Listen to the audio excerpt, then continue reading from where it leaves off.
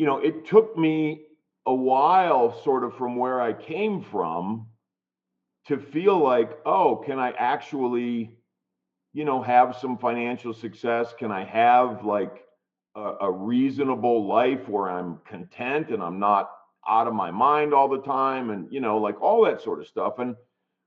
And I had to begin to believe that long before it really started to happen.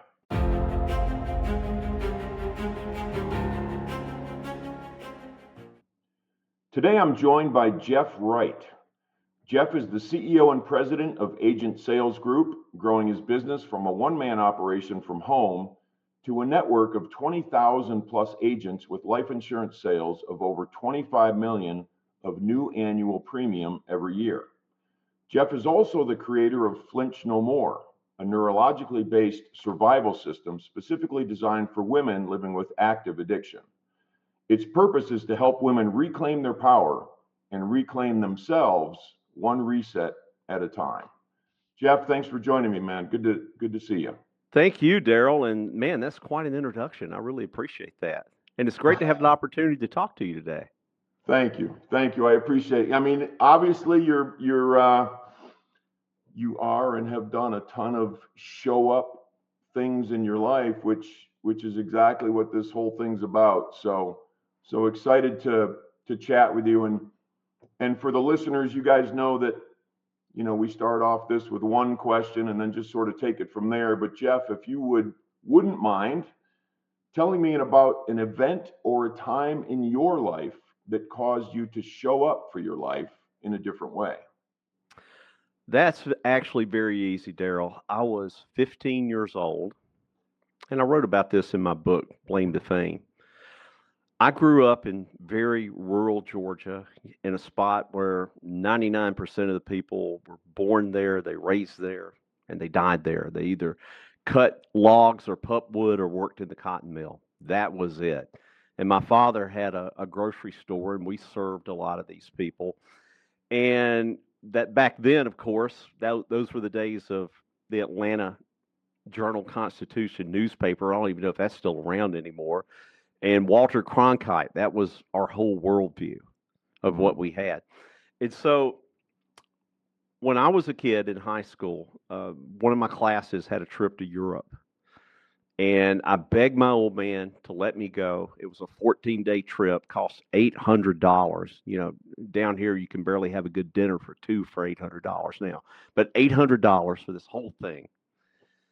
And I get on the plane, and of course, before I go, all these people who had they probably the only time they ever left Georgia was to go over to Alabama and buy fireworks, right? They never been anywhere. But I'm hearing all these things about, don't go here, don't go there. And once I got over there and I just looked, it just opened up a whole new world to me. It totally changed my worldview on everything. And I had such a great time. It made me determine right then and there, this is how I want to live. This is how I want to be. This is the life that I want. And hanging around in Mountville, Georgia ain't going to get me there. And so everything at that point was just fighting towards that lifestyle. And by the time I was 22, 23, I had actually hit it. But it was all focused on getting there. And then a lot of that, actually, after I got there, it became a lot of fighting of not going back, because at the time you'll get, when you're young, you're stupid, right? We're both probably about the same age. I'm 61. And so you get 60. A lot of, pardon? I'm 60. You're 60. Yeah. So when you're in your 20s, you're getting a lot of stupid advice from a lot of people. And the other problem is you want to be like everybody else. You want to do all the cool shit. You want to have all the cool shit. Back then, I think you'll remember, back then the cool thing to have was a Volvo that looked like a shoebox. You remember those? I do remember that. Yeah. Yeah, that stuff like that. And so where I kind of had my reawakening was I was listening to the opinions of other people and found myself doing things to appease other people, but I was doing it at a cost of my belief and doing it at a cost of my family, my business, my home, everything. And when I graduated from high school, Daryl, the day that I graduated from high school, my father, who was a very abusive alcoholic, he was an immigrant from Scotland. He was a rough, tough guy. Was a bail bondsman, had pool halls, pawn shops, all that. That was the environment that I was raised in. The day that I graduated high school, that morning, I'm in my bedroom getting dressed. He walks in there with a Tom McCann shoebox, which I still have, and it was packed with $30,000 in cash, in $100 bills. And in 1983, that was a lot of money. Yeah. And he says, "You're graduating from high school today." I said, "Yeah." He said, "This is where my responsibilities for you stop, right here. There's $30,000 in it. You can take it to go to college. You can go to Amsterdam and blow it on all on hash and whores if you want. You can do whatever you want with it. But until the day I die, this is all you're ever going to get from me. And you have exactly 2 days to move the fuck out of my house." That was the last night that I ever slept under his roof up until 2 years ago when my mom had knee surgery and I went to go stay with her for a few weeks. So I went a 40-year span, more than a 40-year span, of not even sleeping under his own roof. And when I had gotten all this advice from bad advice from people, I really had gotten in the perfect storm of trouble. There were a lot of circumstances that happened that were beyond my control. And I was literally inches away from losing everything that I had. And as much as I hated to, I went to my dad, who could have easily gotten me out of it. I went to him, I explained everything to him. It was the second best conversation I ever had with him. The best conversation was the day before he died. But he's so understanding, he's so empathetic about everything. And he says, "Wow, that's really too bad. I can see where you're coming from. I can see where this happened. I can see where that happened." He says, "I'm going to help you." I said, "Oh my God, thank you." He said, "You know how I'm going to help you?" I said, "How?" He says, "I'm not going to do a goddamn thing. Mm. You remember that fucking shoebox I gave you when you graduated from high school? Did you think I was kidding? You were big enough to get in it. You're big enough to get out of it." And boy, was he right. So that was a huge dose of medicine. So what that forced me to do was insanely focus on everything that I started doing from that point. And I got out of the mess. I got out of the mess better than I started, a hell of a lot smarter than I started, and a hell of a lot more focused. And that the loss of focus, distractions, chasing shiny objects, that will kill any entrepreneur journey. It'll kill any fitness journey, any diet, any relationship, anything. Is taking your eye off the prize. And boy, don't we have enough distractions today. Oh man, yeah, we do. And thanks for sharing that story, Jeff. That's really powerful. And you know, I never called it anything other than number one, I had to get my head out of my ass, which was terribly important. But I didn't know what showing up was, and when it came to you know deciding that I was going to do something with my life, um, and then being forced to because very similar to you, nobody was gonna help me, nobody was gonna make it different for me, and nobody was gonna make it easier for me, and so it was really either make it or you're going to probably be living without a roof on your head, like that sort of thing. So it's interesting, and I love this. I love asking this question, and normally it's a little bit later, but it seems apropos now based on your story. So, how has your definition of success changed over the years? That's actually really easy. Somebody asked me that recently. Where my definition of success used to be when you can do whatever you want to do for as long as you want to do it without asking anyone's permission. Mm. I have added to that.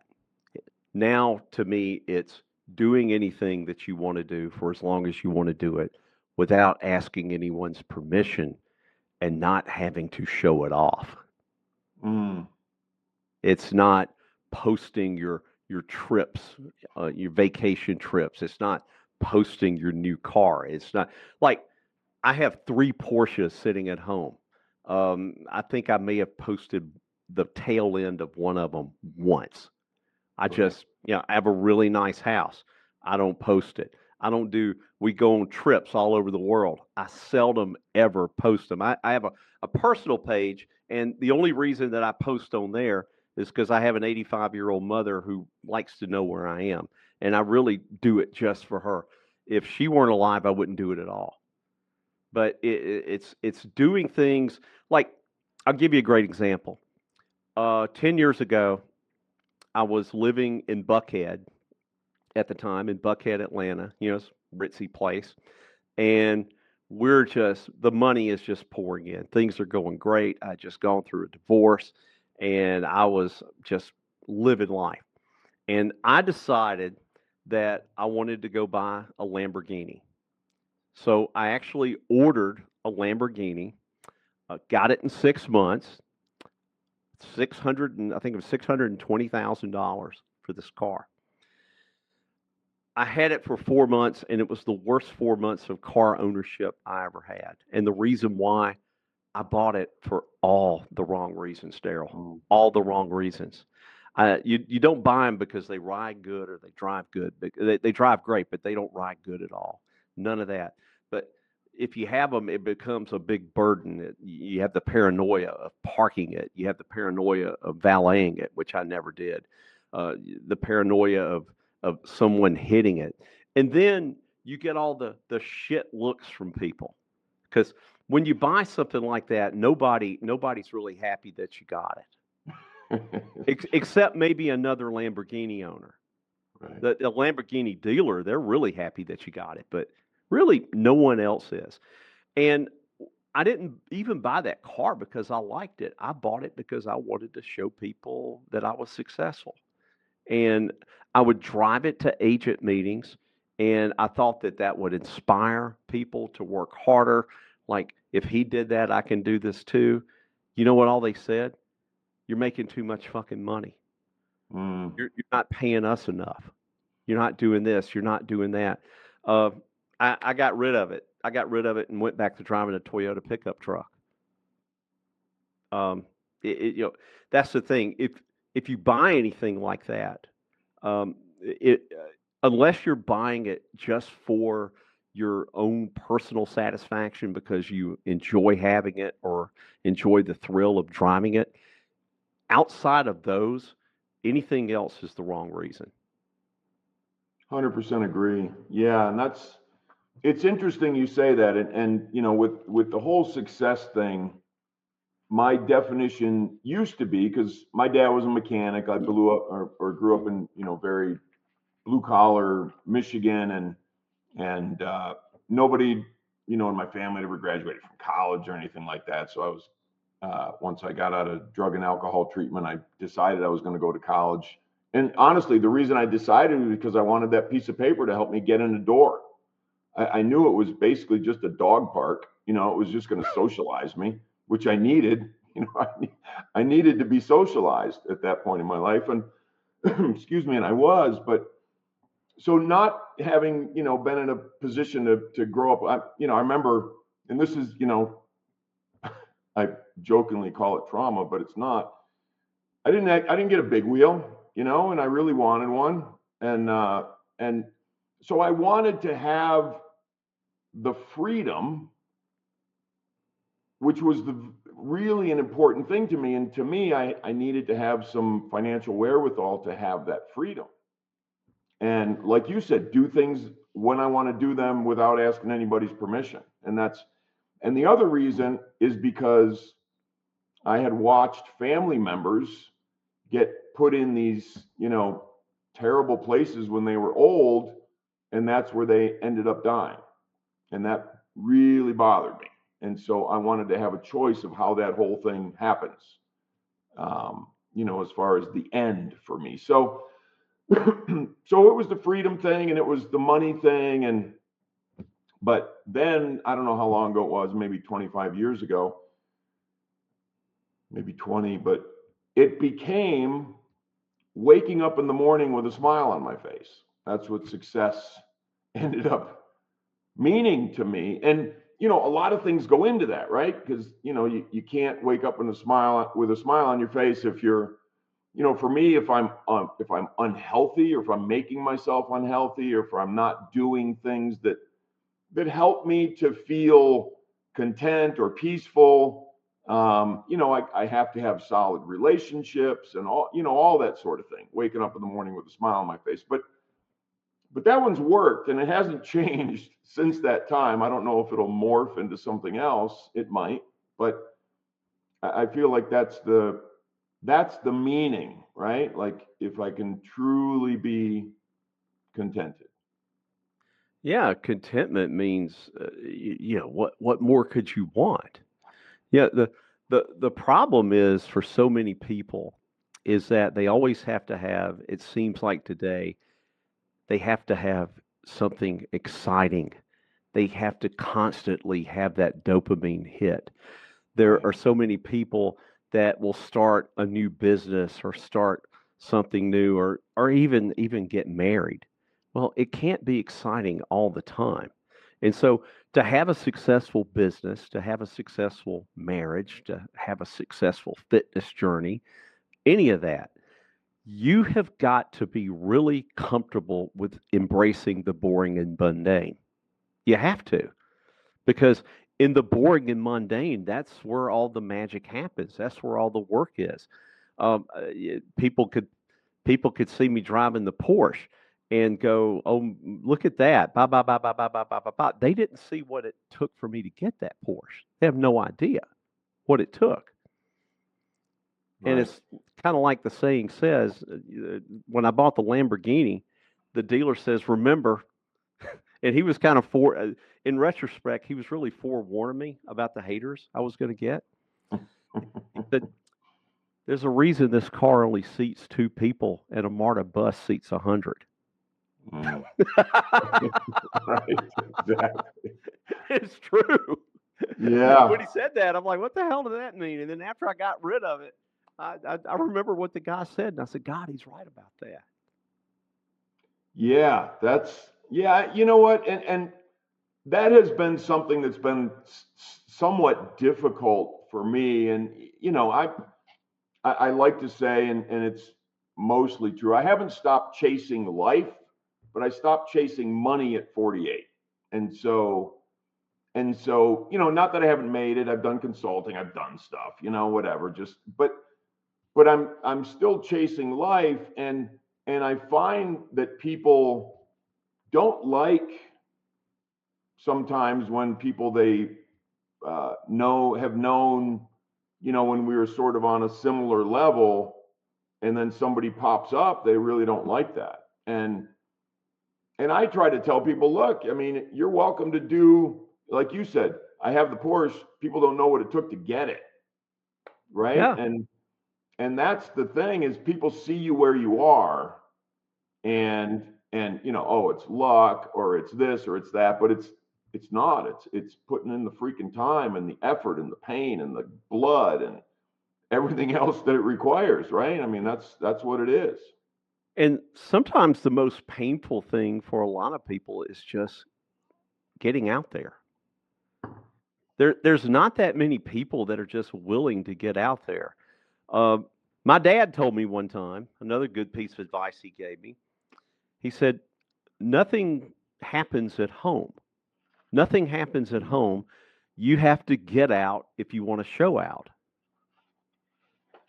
Wow. Meaning, if you're looking for a big payday, if you're looking for your dream woman to come into your life, they're not knocking on your damn door. That's not happening.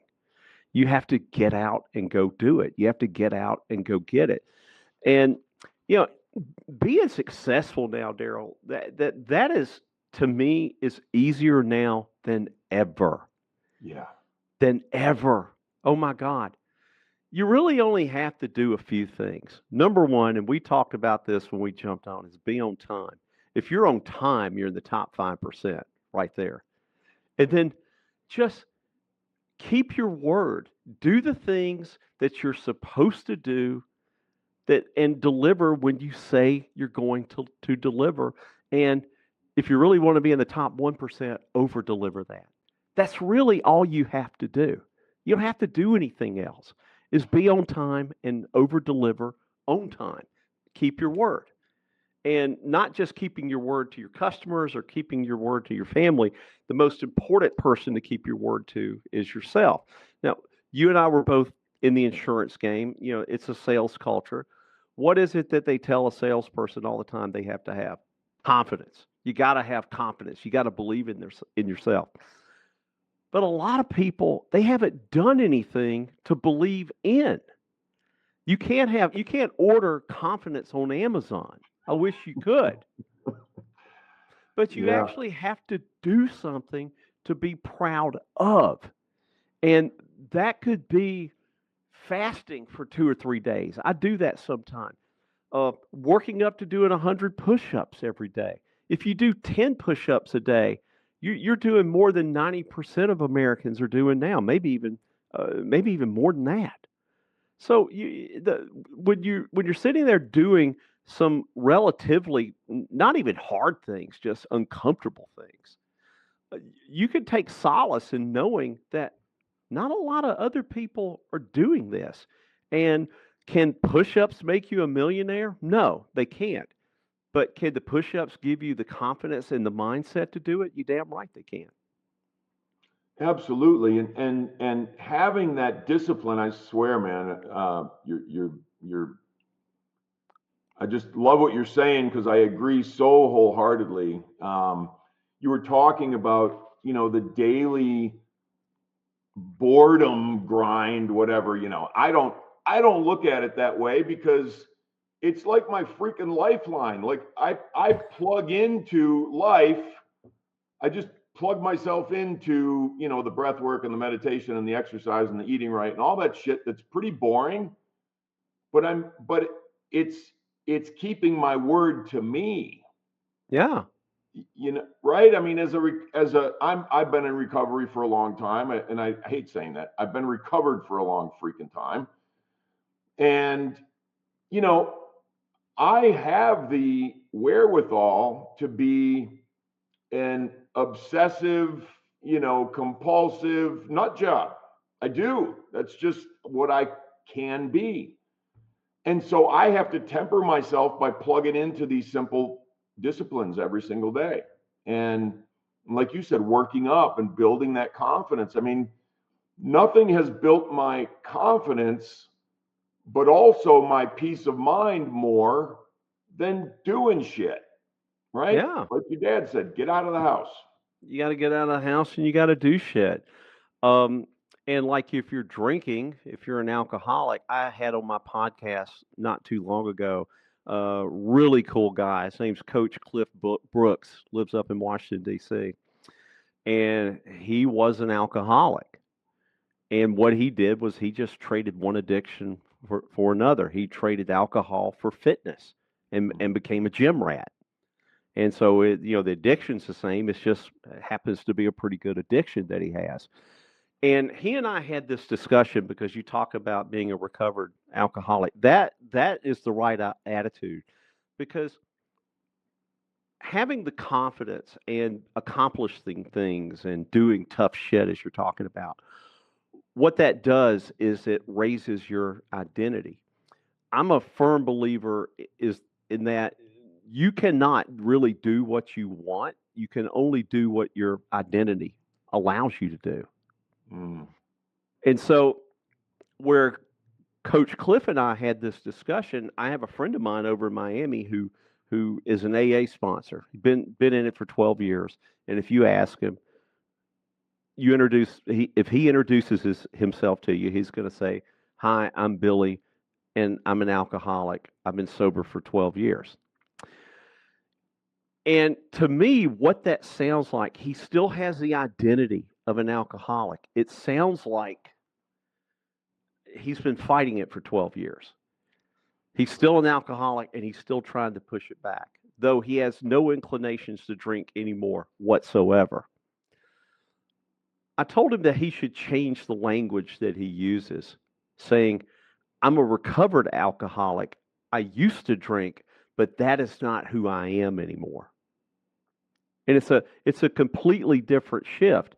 And it's like getting up in the morning. I tell people there's a play on words that you should use. Like instead of saying, "I have to go walk the dog," you say, "I get to go walk the dog. I don't have to go to work. I get to go to work. I don't have to take my grandkids to Disney World. Kill me now. I get to take them." I hate that place, but I just send them the money for them to go. I don't go. I'm Disneyed out.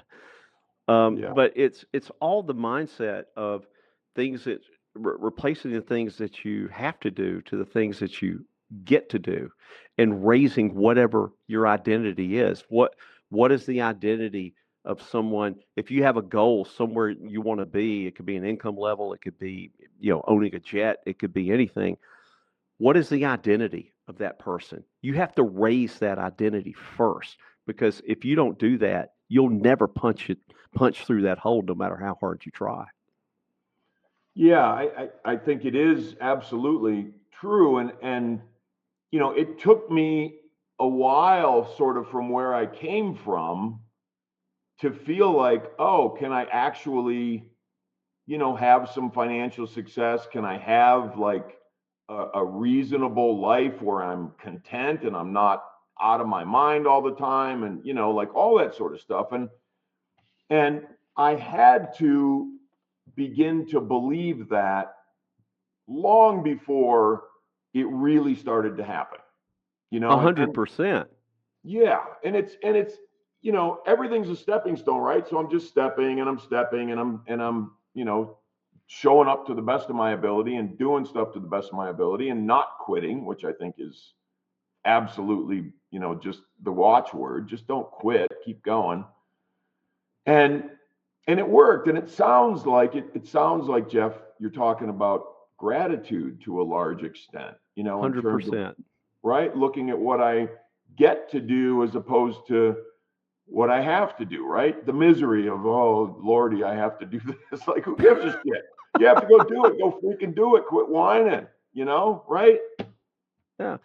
Well, where I learned that from was I am not a holiday person, Daryl. My family back in Georgia is extremely dysfunctional. Nobody gets along. Me and my brother and my sister, uh, we get along okay, but we don't have the best relationship. And then you throw in spouses and kids and all that stuff. It's a certified shit show. It really is. And so I was flying up there for Christmas, which I hated to do. And I stopped for a minute and I thought to myself, well, wait a minute. I get to see my grandkids. I get to see my mother. I get to see this. I get to do that. Fuck all this other stuff that I don't like. These are the highlights of the things that I get to do. And that's when I kind of coined the phrase, how you show up is the way things will end up. If I show up there with a pissy attitude, then I'm going to have a pissy time. If I show up with a grateful attitude, I'm going to have a much better time. Maybe not the best one, but I'm going to have one much better than I did if I showed up there all sour.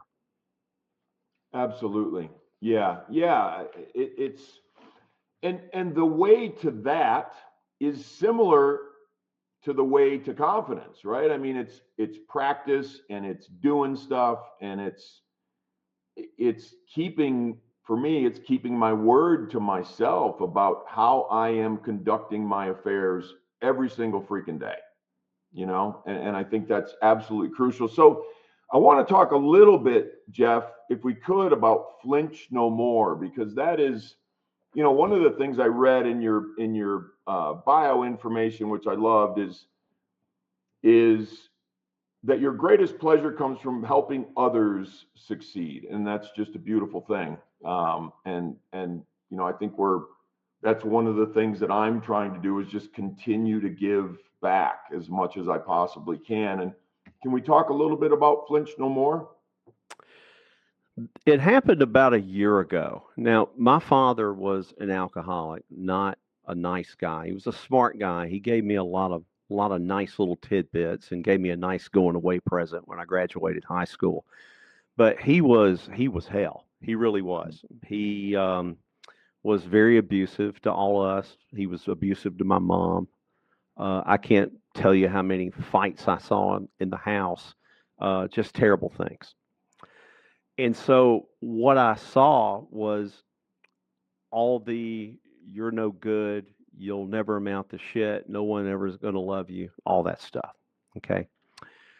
And it took me a long time to push through that and fight that because it took me, I had to realize that all this was coming out of the mouth of a guy who couldn't control what he was putting in his mouth, and he pissed in the bed half the time.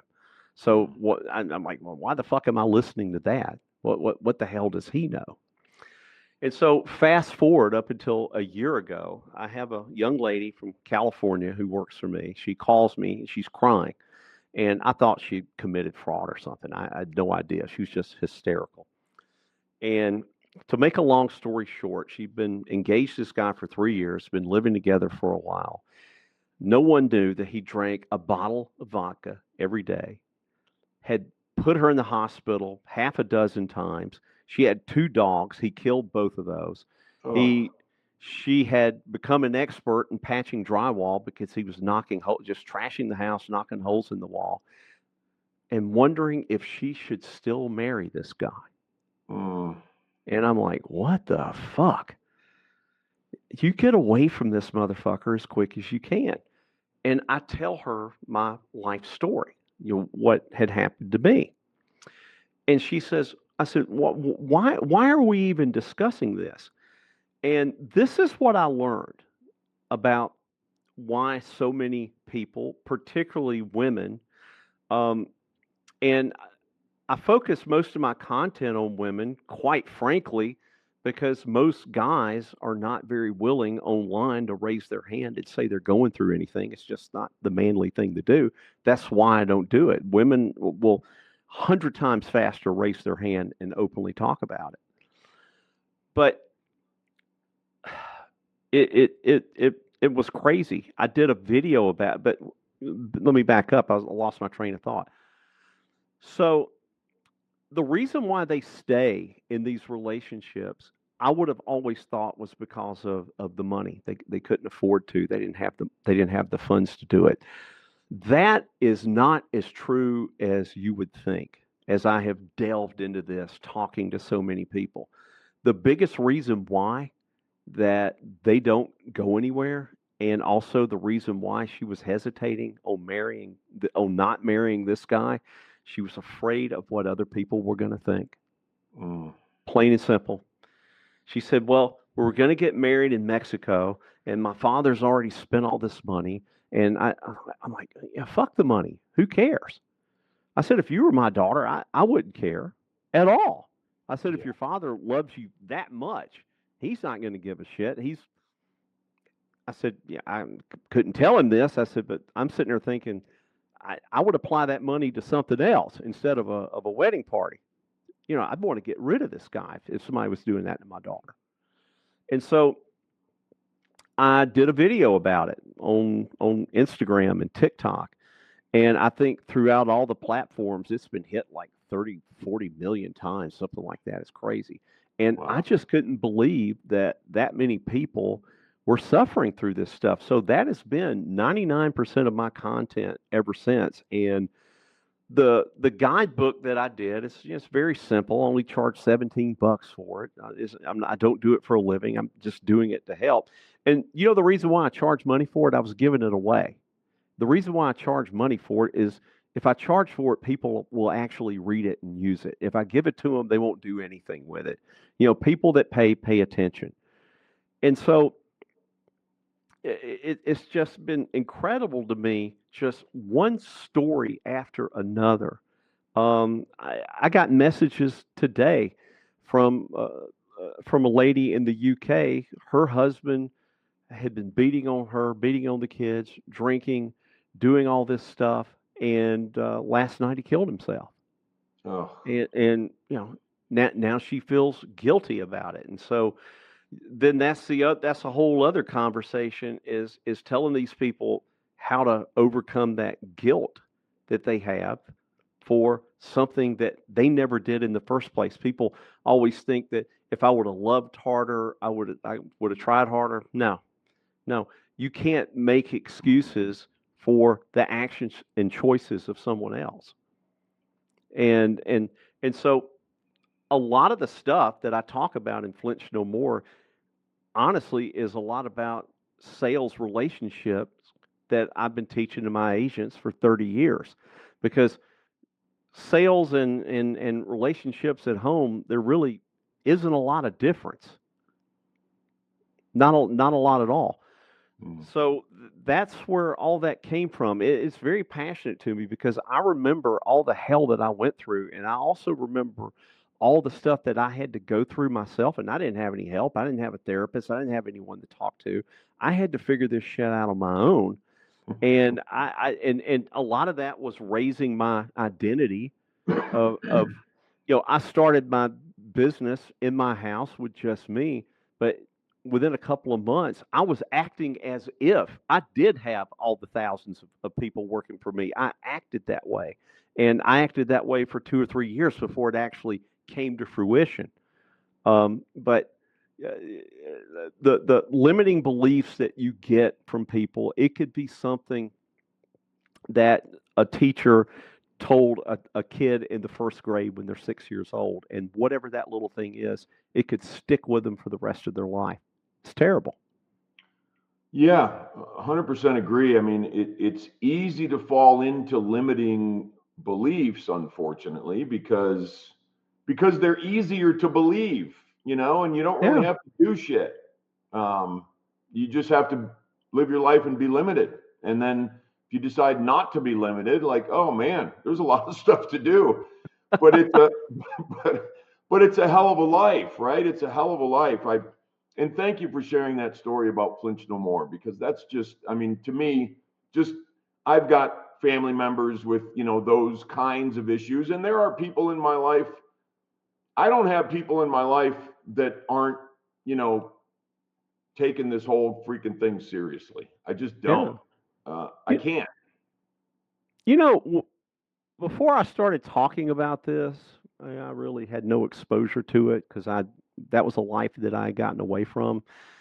And I don't watch the news. I don't really keep up with much of anything. I would have thought in this kinder, gentler, politically correct world that we're in that things would have gotten better. Boy, is that wrong. It is way, way, way worse. And the funny thing is, you think it's like, you live up in the mountains in North Georgia, you would think this would be some of these toothless hillbillies up there smoking meth. Okay. Oh no. Um, I talk to people who, Instagram models in Miami. I have the wives of some very, very, I can't name them, but some very famous musicians and entertainers in California and in Florida who on Instagram and Facebook, they all look like they just have the life. But, that life is anything but. It's all window dressing. In fact, I think the more money these people have, a lot of times the worse it is. Well, I think, money. I've always heard, and I believe it because I've seen it play out this way, that it makes you more of what you are. It makes a person more of Yeah, what they already are. And it's an I amplifier. yeah, I believe that to be absolutely true. And we can end up doing good things with it, or we can end up not doing good things with it, and with ourselves. There's Yeah. we're gonna wrap it up here shortly, but there's one thing that I caught on one of your videos today, which I just freaking loved. And it speaks to what you're talking about, just sort of, the world is this blaming place where we separate ourselves from what's real. And the reality is, if my life's a mess, I got to do something about it. I don't get to blame everything around me. When I got sober, when I first started in recovery, it was 1985, and they stuck a big book in my hand. They said, do this shit. And that's what you got to do. They didn't wrap me in cotton balls. They didn't tell me everything was going to be wonderful. They told me it's going to suck. And you have to do these difficult things. And so that's what I did, because I was so impressionable at 19 and I was scared to death and I didn't want to go back and I wanted to learn how to live, all that kind of stuff. But your video this morning was about the disease of addiction. You and I think very similarly about this, and thank God you do, because it drives me crazy. People get touchy about that one. I've been cackling about this for a long time, and everybody's like, no, it's, So anyway, if we could just kick that around for a few minutes, I think that'd be great. I don't think it's a disease. I think that, there's not many diseases that really happen by choice. Now, I believe most diseases are self-inflicted. If you're a type 2 diabetic, then, you're drinking classic Coke and you're eating honey buns and pizza every day. That's totally preventable. My wife's a physician, and boy, this is her soapbox. There's so many things that you can do that will prevent any kind of illness that you have in your life. But in terms of being an alcoholic, I think what happens is when you label it a disease. This is, it may be, it may not. Okay, I got some doctor friends that say it is, others say it's bullshit. But to me, the dangerous part of it is it gets labeled as a disease, and then they get to use that as an excuse. They get to use that label. Well, I can't do that. I have this disease. No, I'm unable to do that. I have this disease. Well, you had the disease, and you're obviously cured from it. But what did it take for Daryl Dittmer to get cured from that disease? He had to quit drinking. You had to make the choice to quit drinking. I'm quite sure it was not an easy thing to do. I'm sure it was hell to do. But that's the thing. Most of the people, when I talk about this on social media, most of the people that come after me are either people who are currently alcoholics and they're kind of hopeless, or people that work in the multi-billion-dollar rehab industry, which is the big, these rehab centers have basically boiler rooms to recruit people, to recruit new addicts to come in, because they're billing all this insurance. From what I understand, to even become remotely successful, I think that of getting someone sober, it's like 8 trips. It takes 8 trips. Ugh. Wow. And then the other thing about that, and this is my big soapbox, and this is what my soapbox on social media is that we'll just use you as an example. Let's say you had a wife and kids and you were making their life hell, okay? And you quit drinking for a couple of months. Everybody's going to attaboy Daryl Dittmer. They're all going to pat you on the back. Way to go. God bless. Keep it up. But what are they saying to your wife and kids who you did all kinds of nasty shit to? Nothing. That's the thing. And I think that's one reason why the stuff that I talk about resonates so well, because I really haven't found but maybe 2 or 3 other people that actually speak out for the victims of these people. Nobody talks to them or speaks for them. And I think, I think the whole disease model is a big reason why. Yeah, I'm a big believer. And when I was younger and I was getting in and they started talking about disease and I'm going to 12-step meetings and I'm doing all my stuff and I'm trying and